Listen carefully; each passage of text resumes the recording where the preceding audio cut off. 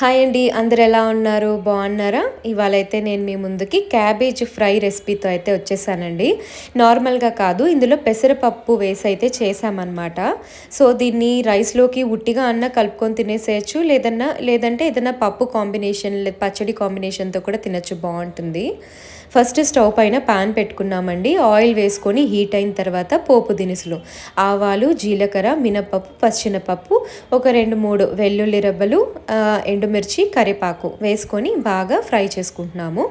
అవి కొంచెం బ్రౌనిష్ రాగానే మనం ముందుగా వాష్ చేసి కడిగి పెట్టుకున్న క్యాబేజ్ ఉంది కదండి, అదంతా వేసుకొని ఒకసారి బాగా మిక్స్ చేసి మూత పెట్టి ఒక 2 నిమిషాలు మగ్గనివ్వండి. అది పైకి ఉంది కదా, కలపడానికి కూడా రావట్లేదు.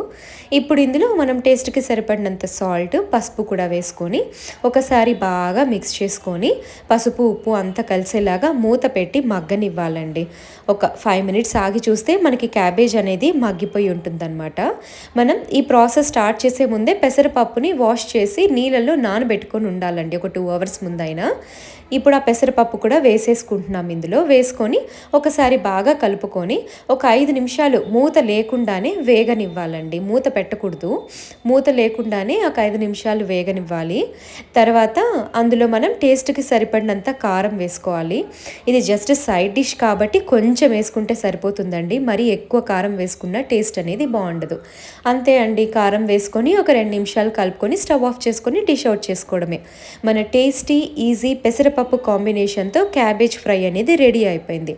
మీరు కూడా ఈ రెసిపీ ట్రై చేసి ఎలా వచ్చిందో కమెంట్ సెక్షన్లో అయితే చెప్పేయండి.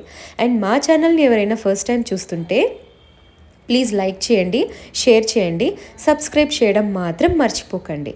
Thanks for watching.